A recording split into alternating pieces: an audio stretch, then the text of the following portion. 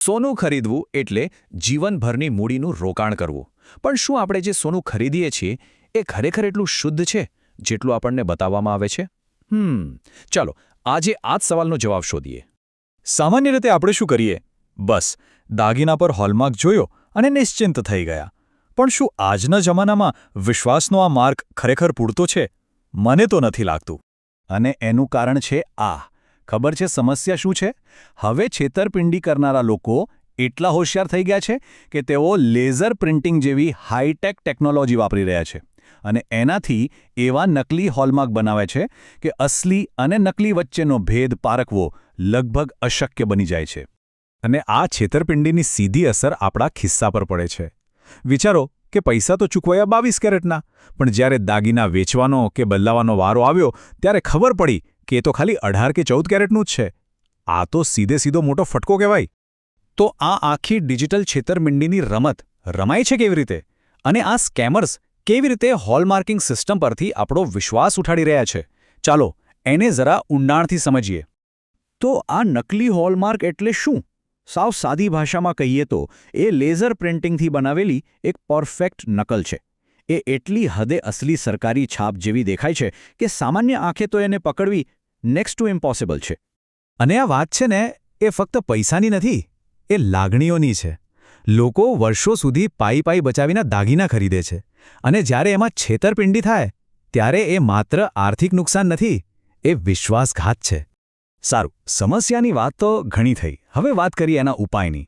આ છેતરપિંડીને રોકવા માટે સરકારે એક બ્રહ્માસ્ત્ર આપ્યું છે, HUID કોડ. તમે એને સોનાની જન્મકુંડલી પણ કહી શકો. ચાલો જોઈએ આ શું છે. HUID એટલે કે હોલમાર્ક યુનિક આઇડેન્ટિફિકેશન. આ એક 6 આંકડાનો યુનિક કોડ છે જેમાં અક્ષરો અને નંબર બંને હોય છે. અને હવે દરેક નવા દાગીના પર આ કોડ હોવો ફરજિયાત છે. એમ સમજો કે આ તમારા દાગીનાની ડિજિટલ ફિંગરપ્રિન્ટ છે. તો આ કોડને ચેક કેવી રીતે કરવાનું? બહુ જ સહેલું છે. બસ પોતાના સ્માર્ટફોનમાં સરકારી BIS કેર એપ ડાઉનલોડ કરો. એમાં વેરીફાઈ HUID પર જાઓ, દાગીના પર લખેલો કોડ નાખો અને બધી વિગતો તમારી સામે સ્ક્રીન પર આવી જશે. હવે જો 2 જ વસ્તુ થશે. જો HUID સાચો હશે તો જ્વેલરનું નામ, સોનાની શુદ્ધતા, વજન બધું જ સ્ક્રીન પર દેખાશે. પણ જો એપમાં લખેલું આવે કે નો ડેટા ફાઉન્ડ, તો સમજી લેજો એ ખતરાની ઘંટી છે. એનો મતલબ કે દાળમાં કંઈક કાળું છે.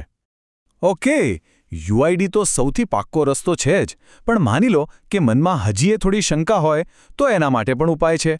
આપણી પોતાની ઘરગથ્થુ ટૂલકિટ, એટલે કે ઘરે બેઠા કરી શકાય એવા કેટલાક સિમ્પલ ટેસ્ટ.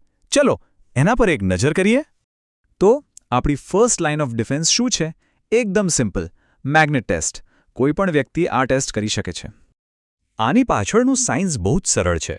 શુદ્ધ સોનું ક્યારે ચુંબકને ચોંટે નહીં. કેમ? કારણ કે એ નોન મેગ્નેટિક ધાતુ છે. તો જો ઘરેણું ચુંબક તરફ જરા પણ ખેંચાય કે ચોંટી જાય તો સમજી લેવાનું કે એમાં લોખંડ કે નિકલ જેવી કોઈ સસ્તી ધાતુની ભેળસેળ છે. હવે એક બીજો ક્વિક ટેસ્ટ. આના માટે જોઈશે ફક્ત એક એવી વસ્તુ જે લગભગ દરેક ઘરમાં મળી જ જાય.